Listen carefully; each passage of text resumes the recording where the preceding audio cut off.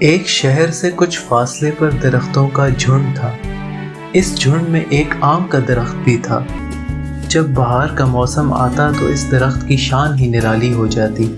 سبز پتے سورج کی روشنی میں چمکتے ہوئے بہت بھلے معلوم ہوتے۔ پھر اس پر بھور پڑتا اور جب کچی کیریاں آہستہ آہستہ سبز سے پیلی ہونے لگتی تو جس کا بھی وہاں سے گزر ہوتا اس درخت کو ہی دیکھتا رہ جاتا۔ ایسے ہی ایک موسم بہار میں ایک طوطا وہاں آ نکلا۔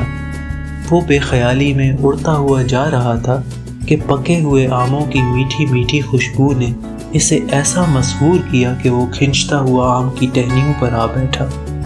درخت نے خوش دلی سے اسے اپنے پھل پیش کیے جن پر طوطے نے خوب چونچ چلائی اور پیٹ بھر لیا۔ درخت سرسبز اور پھلوں سے بھرا ہوا تھا۔ طوطے نے سوچا کہ درخت کے ساتھ ہی رہنے میں فائدہ ہے۔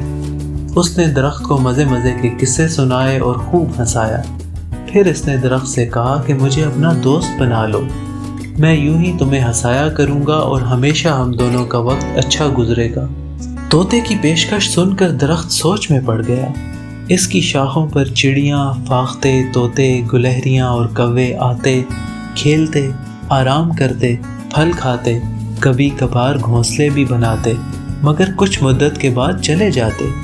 آج تک کسی نے درخت سے دوستی یا ہمیشہ ساتھ رہنے کی بات نہ کی تھی۔ درخت کو طوطے کی پیشکش بہت اچھی لگی اور یوں اس نے طوطے سے پکی دوستی کرنے کا فیصلہ کر لیا۔ اب طوطا درخت کے ساتھ ہی رہتا، ہر پھل پر چونچ مارتا، درخت کو قصے کہانیاں بھی سناتا، کبھی شاخ سے اچھلتا، کبھی ٹہنی پر جھولتا، درخت کے تنے پر اپنی چونچ کو رگڑ رگڑ کر تیز کرتا اور کبھی تو اپنی ٹیں ٹیں سے سارا جھنڈ سر پر اٹھا لیتا۔ درخت کو طوطے کی ہر ادا بھاتی تھی اور یوں وہ اس کو دیکھ دیکھ کر ہر وقت مسرور رہتا۔ ایسے میں موسم تبدیل ہونے لگا اور درخت کے پتے خشک اور پھل گلنے سڑنے لگے۔ اب طوطے کو پھلوں کی میٹھی خوشبو آنی بند ہو گئی اور خشک ہوتے ہوئے پتوں کو دیکھ کر اس کا دل ڈوبنے لگا۔ ایسے میں وہ اڑ کر ساتھ والے درخت پر جا بیٹھا۔ درخت ابھی کچھ سمجھنے کی کوشش ہی کر رہا تھا کہ طوطا پھر سے اڑا اور نظروں سے اوجھل ہو گیا۔ خزاں کا موسم تو تھا ہی، مگر طوطے کے یوں کچھ کہے سنے بغیر چلے جانے سے درخت کی تو دنیا ہی اجڑ گئی۔ دوست کی بے وفائی سے وہ اور بھی مرجھا گیا۔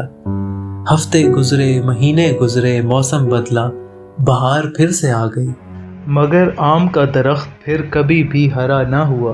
اسی لیے عقل مند کہتے ہیں کہ دوستی اس سے کرو جو اچھے اور برے حال میں تمہارا ساتھ نبھائے۔ اس بیچارے آم کے درخت کی کہانی یقیناً بہت سے لوگوں تک پہنچی ہوگی، کیونکہ آج بھی برے وقت میں ساتھ چھوڑ جانے والے دوست کو طوطا چشم کہا جاتا ہے۔